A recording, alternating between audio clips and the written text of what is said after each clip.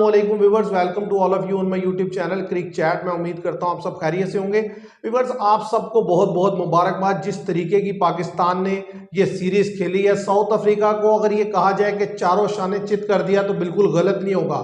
और ये पाकिस्तान ने एक हिस्ट्री क्रिएट कर दी है और पाकिस्तान के लिए एक हिस्टोरिक मोमेंट है कि आप साउथ अफ्रीका को साउथ अफ्रीका में उनकी तक कंप्लीट टीम, आप ये भी नहीं कह सकते कि हल्की टीम खेल रही थी। साउथ अफ्रीका पूरी बेंच स्ट्रेंथ के साथ खेल रहा था।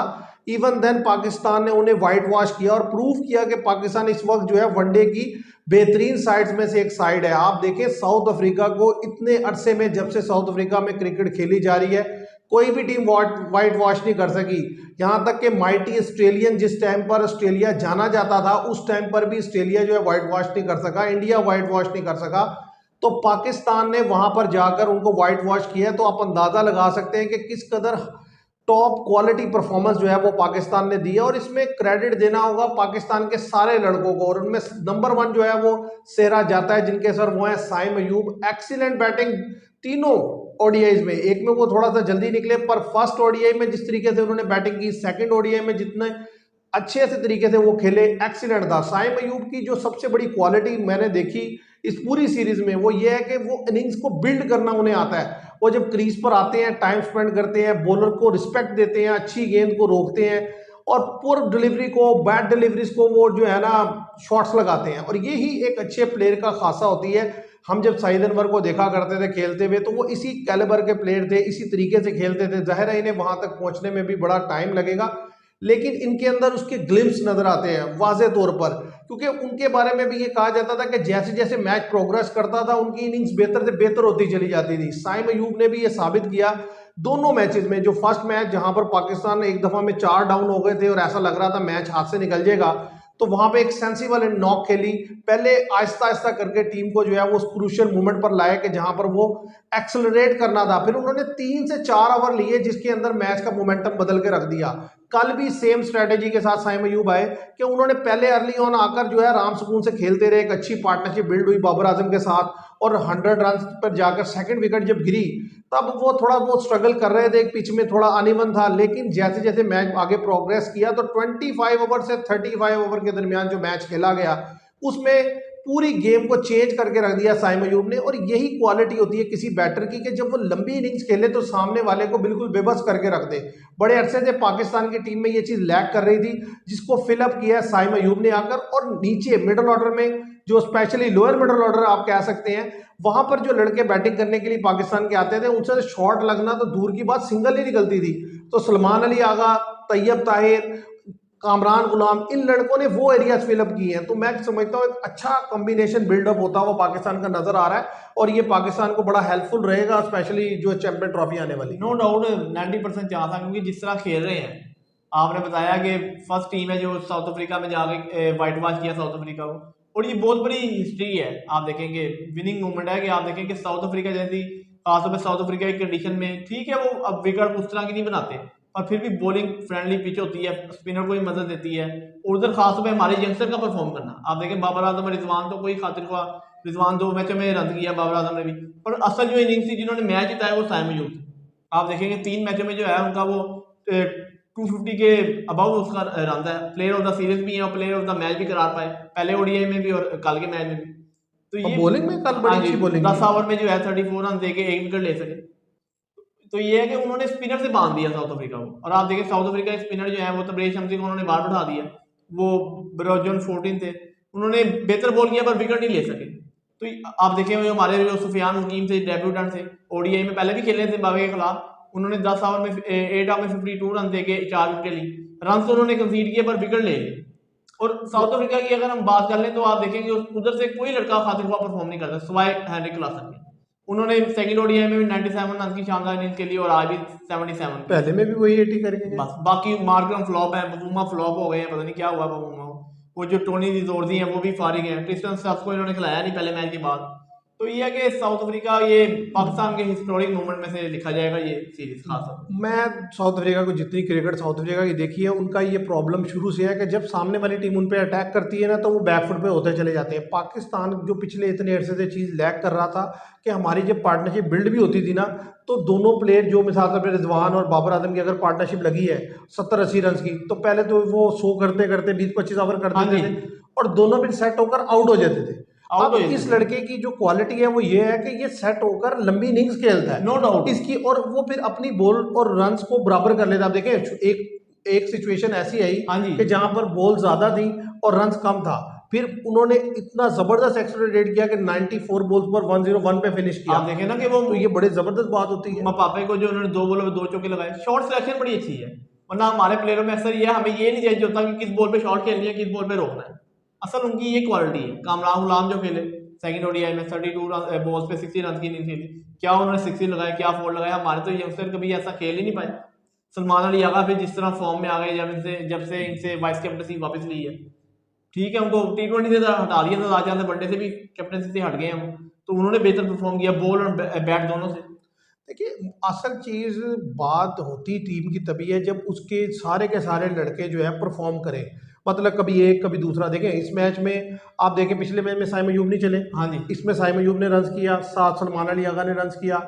तैयब ताहिर भी लड़के बुरे नहीं है, जितना उन्हें मौका मिला उस हिसाब से मुश्किल विकेट था, तो उन्होंने भी, उनके पास भी शॉट्स हैं। पाकिस्तान को इनको अपने यानी कि बेंच स्ट्रेंथ में रखना चाहिए नो डाउट, और टाइम टू टाइम अगेन इनको यूज करते रहना चाहिए। पाकिस्तान के लिए बड़ा इंपॉर्टेंट है जो आगे पाकिस्तान की सीरीज आ रही है, ट्राई सीरीज, साउथ अफ्रीका ही है, उसमें न्यूजीलैंड है और असल में मैं ये भी समझता हूँ बड़े लंबे अरसे के बाद पाकिस्तान ने कंसिस्टेंट जो है ना क्रिकेट खेली है, लगातार काफी ज्यादा मैचेस खेले हैं। ऑस्ट्रेलिया गए ये नवंबर में, उसके बाद जिम्बाब्वे चले गए फौरी, अब ये साउथ अफ्रीका में तीनों फॉर्मेट खेल रहे हैं। अब टेस्ट मैचेस खेले जाएंगे, तो जब ज्यादा टीम जो है जो भी ज्यादा मैचेस खेलेगी ना, उसमें अपनी खामियां भी उसको नजर आएंगी और स्ट्रेंथ भी नजर आएगी। असल में यही चीज़ हुई है ना।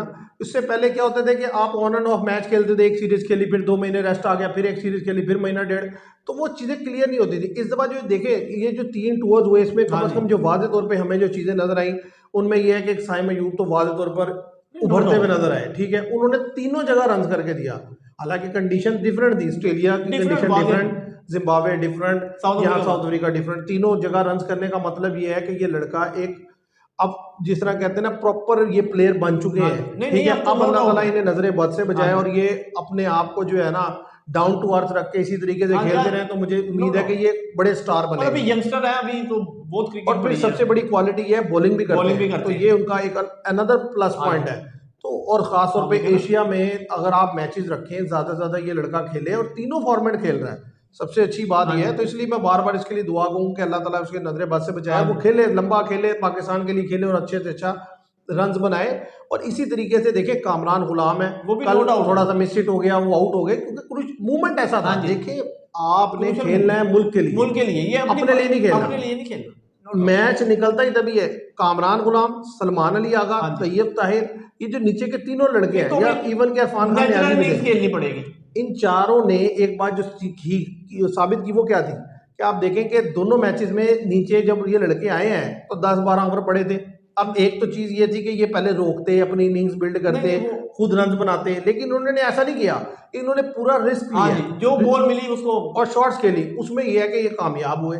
तो बात यह है कि प्लेयर मैनेजमेंट को भी जाता है कि उन्होंने अलाउ किया कि अच्छा खेला। नहीं ऐसे खेलना चाहिए जब आप इतने खासों पे अब 10 ओवर्स रह गए और आपकी विकेट जो है 6 विकेट रिमेनिंग पड़ी है, फिर विकेट नहीं बचानी, फिर रन बनाना है, खासतौर पे दूसरी टीम के ऊपर प्रेशर डालना है। 300 अब तो आप देखें ना एडवांस क्रिकेट हो चुकी है, 300 प्लस का डालना कोई मायने नहीं रखता, खासतौर पर बैटिंग ट्रैप है। ये तो साउथ अफ्रीका की कंडीशन थी कि एक टाइम विकेट और खेलता है और दूसरे टाइम विकेट का बिहेवियर जो है चेंज हो जाता है। अच्छा, वैसे बिहेवियर बेशक चेंज हुआ, लेकिन इसमें यह है कि साउथ अफ्रीका के बैटर्स जो हैं वो आउट ऑफ फॉर्म है सारे। अब वो क्रीज पे देखे, उसी जगह पर एक लड़का हेनरी क्लासन तीनों मैचों में रन कर रहा है, इसके अलावा आपका कोई बैट्समैन रन नहीं कर रहा। आप देख लें नसीब एंडरसन, T20 में बेहतर नजर आए, पर ओडीआई में तीनों में कोई खातिर ख्वाह नहीं, अर्ली आउट हो गए। मतलब वो इन टूर से पाकिस्तान को 3-4 लड़के अच्छे मिल गए। जैसे बॉलिंग में देखें तो स्पिनर सुफियान मुकीम अच्छे हैं, अबरार अहमद को वनडे में टेस्ट किया, उन्होंने अच्छी बॉलिंग की है।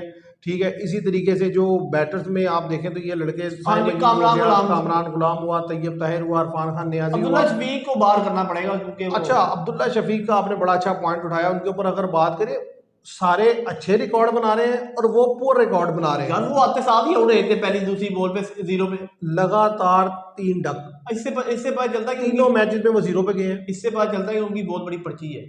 यार पर्ची का भी मैं नहीं कहता, लेकिन पता नहीं क्या चक्कर है हमारे यहाँ। बाद दफा ये होता है कि पर्ची भी कह सकते हैं, या आप ये कह सकते हैं कि शायद जो टीम मैनेजमेंट है या टीम में जो मौजूद लोग हैं उनके साथ उनकी एक अच्छी अंडरस्टैंडिंग है कि उनको प्रेफर।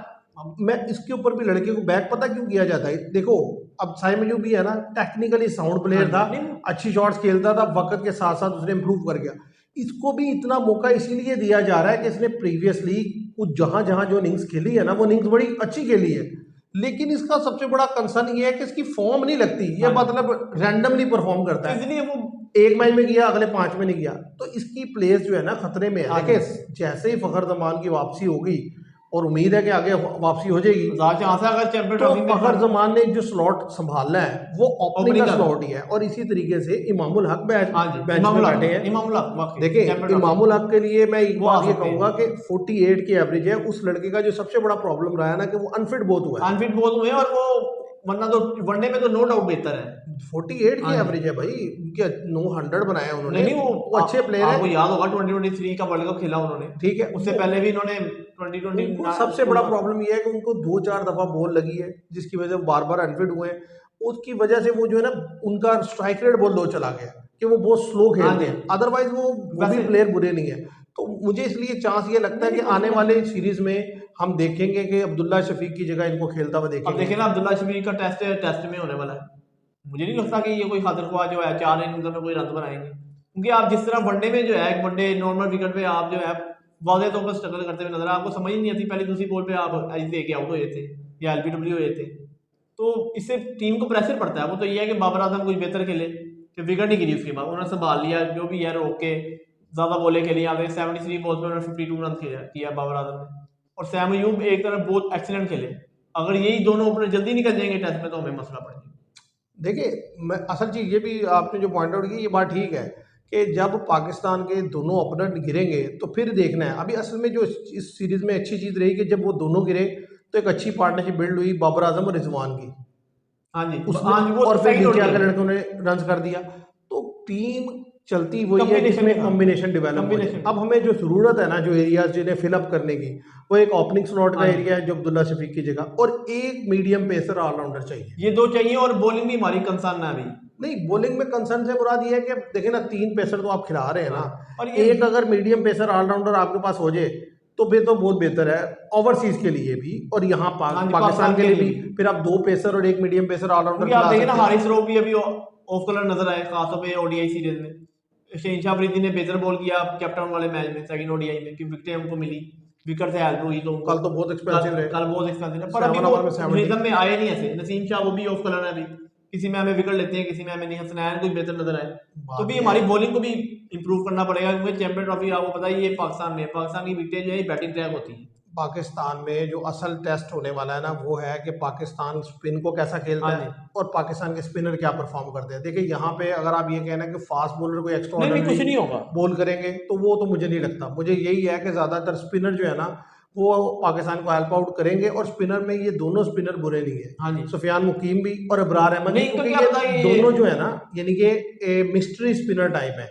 यानी कि ये कोई इजी, यानी कि रेगुलर स्पिनर नहीं है कि जिनको इजीली पिक किया जा सकता है। ये विकेट टेकिंग बॉलर है, ये पाकिस्तान को एडवांटेज देगा। फ्लाइट देंगे उसमें, बैट्समैन को जाके में लाएंगे, आप देखेंगे वो फ्लाइट है, उसमें रन भी जाएगा। लेकिन उसके लिए भी पाकिस्तान के जो पिच क्यूरेटर है या आईसीसी के जो पिच, अब कहा तो जाएगा आईसीसी के पिच क्यूरेटर, लेकिन फिर भी वो ये चीज होती है जिसके मुल्क में हो रहा होता है उसको पता होता है कंडीशन का।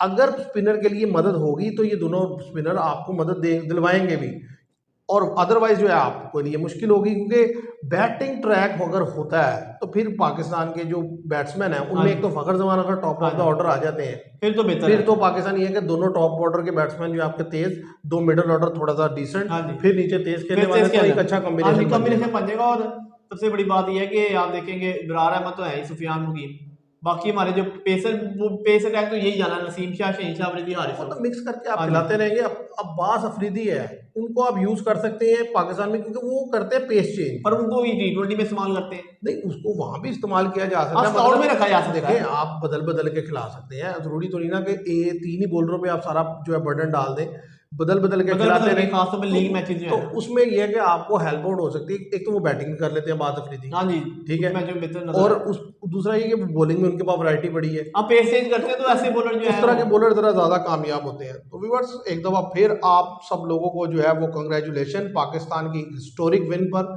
बड़े अरसे के बाद पाकिस्तान ने कोई ऐसी फतह हासिल की है जिसके लिए सब लोग इंतजार कर रहे थे, क्योंकि बड़े लंबे अरसे से हमने जो है डार्क एज देखी है क्रिकेट की, पाकिस्तान की किस तरह से डाउनफॉल देखा, जिस मतलब कोई टीम ऐसी बची नहीं जिससे अब हारे ना हो। हमने हर छोटी से छोटी टीम से डिफीट हुई हमें, इवन के बांग्लादेश ने हमें अपने मुल्क में 2 टेस्ट हरा दिए, और उसके बाद फिर अब आहिस्ता आहिस्ता टीम ने पिक करना शुरू किया, और स्पेशली टेस्ट जैसा इंग्लैंड के खिलाफ खेले, अब ओडीआई की तीनों सीरीज अच्छी खेली। T20 में भी कुछ कंसर्न है, वो भी इंशाल्लाह उम्मीद है कि जैसे जैसे मजीद प्लेयर आएंगे, फ़खर जमान कम बैक करेंगे, तो पाकिस्तान के वो एरियाज भी फिलअप होते चले जाएंगे और वहाँ भी पाकिस्तान इंप्रूव करेगा। एक ही बात और एक ही चीज़ है, वो है पाकिस्तान में अगर यूनिटी होगी, लड़के यूनिटी से खेलेंगे, एक दूसरे को सपोर्ट करेंगे, तो पाकिस्तान जीतेगा भी, पाकिस्तान अच्छा परफॉर्म भी करेगा। जब ये एक दूसरे से इख्तलाफात होंगे, एक दूसरे की टांग खींचेंगे, तो पाकिस्तान जो है नीचे की तरफ जाएगा। तो उम्मीद करते हैं आपको ये वीडियो पसंद आएगी। वीडियो पसंद आए तो इसे लाइक कीजिएगा, शेयर कीजिएगा, चैनल को सब्सक्राइब कीजिएगा। Thank you very much.